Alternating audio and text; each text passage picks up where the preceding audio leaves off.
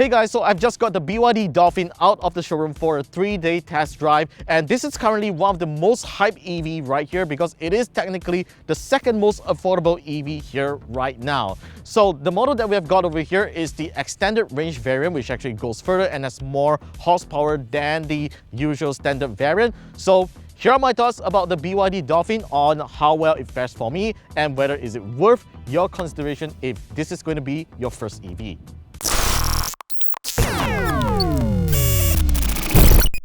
There are many things to love about the Dolphin at first impressions. I like the overall aesthetic, and the premium extended variant I'm test driving features a two-tone paint job with a grey color bonnet. The front face looks really adorable with its D-shaped headlights with daylight running LEDs, while the back looks sporty with a unique wavy design taillight. Also, the Dolphin has a really cute pedestrian awareness chime when cruising in low speeds, and here's how it sounds like.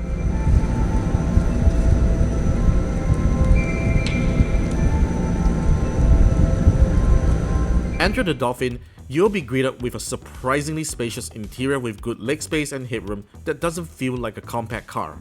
And for both the standard and premium variants, you get the same comfy vegan leather seats with both the front seats being semi-bucket seats like the Atto 3. The side panels may be plastic, but they don't look cheap, while the dashboard features a laterite material that gives it a premium feel. While the only thing I don't like is the black glossy finish on the aircon panel that easily attracts dust and fingerprints. How spacious is the Dolphin? Well, throughout my weekend drive, it has been transporting my family of 3, me included, along with my daughter's belongings without feeling cramped. The 345-litre trunk can fit my baby stroller and a few bags as well. Despite that, I do wish for a slightly larger boot space, but that's what you have to compromise for a spacious rear seating, which some would rather prefer if you frequently transport people. Despite its compact size, the Dolphin probably comes with more compartments than similar segment rivals, and it is surprisingly better than the Atto 3.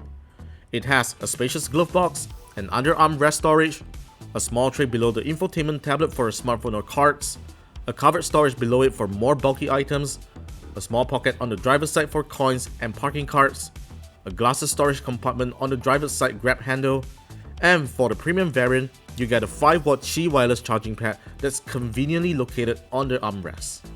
As an EV, the Dolphin is naturally filled with tech and convenience that doesn't disappoint. Both standard and premium variants come with pre-air conditioning with a hold and press of a button on the key fob, while an NFC reader on the driver's side mirror lets you tap your car's unique NFC keycard to lock and unlock the car. The 12.8-inch rotating infotainment tablet and 5-inch digital instrument display is similar to the Atto 3's, complete with high-quality 360-degree cameras that gives an accurate 3D view of the car. It offers excellent guidance at narrow parking ramps and parking at tight parking spots. But despite having the same front and rear cameras as the Atto 3, there is unfortunately no dashcam feature. One thing to take note though, make sure nothing bulky is at the tray under the tablet when you rotate the display, otherwise it will get stuck. The Dolphin's tablet uses the same Android-based operating system as the Atto 3 paired to a reasonably good 6-speaker system. Though you can't sideload APKs on it like a regular Android device, it already comes preloaded with Spotify and Here Maps navigation. The user experience is very responsive and straightforward that shouldn't overwhelm tech noobs. For smartphone connectivity, you are only limited to wired Apple CarPlay, and there's no Android Auto support, but I'm pretty sure it isn't something difficult for BYD to implement it in a future software update. I highly recommend getting a CarPlay Android box like the Kybrick Break3 Devil, which turns it into a full-fledged Android 13 tablet so that you can run your preferred navigation apps and stream Netflix when you're parked. Aside from the impressive tech stuff and autonomous safety features, what makes the Dolphin more enjoyable than competing sedan and hatchbacks is the performance and ride comfort.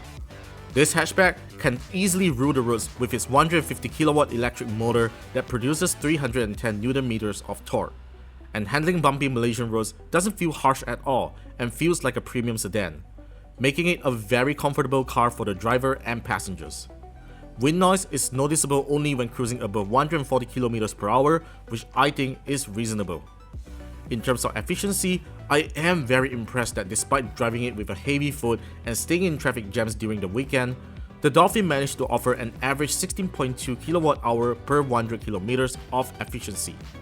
That translates to around 360 kilometers of range per charge, and you can definitely get more if you drive it like a regular car.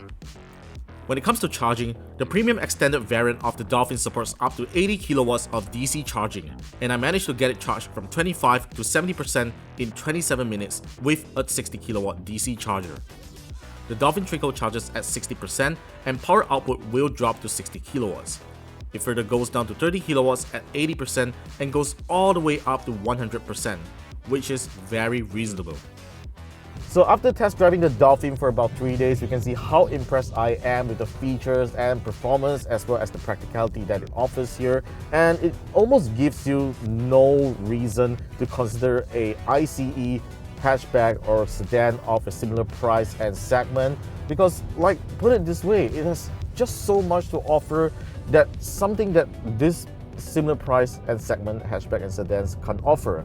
And to be honest, unless you are afraid and worried about the charging infrastructure here in Malaysia, but personally I think that is a really short-term problem, because EV players and charging station providers are ramping up their efforts to build more charging stations across the country. So if you're more of a city driver and you want a nice compact EV hatchback to drive around, the BYD Dolphin is a recommended buy. Alright, so that's pretty much all my thoughts on the BYD Dolphin. Do let me know what you guys think about it in the comments down below, and if you have any questions as well, you can also ask them in the comments below and I'll try my best to answer them as well. Alright, as for now, that's all for my thoughts on this 3-day test drive of the BYD Dolphin. Stay tuned for more videos coming right up on the channel, subscribe to us, and I'll see you guys in the next one.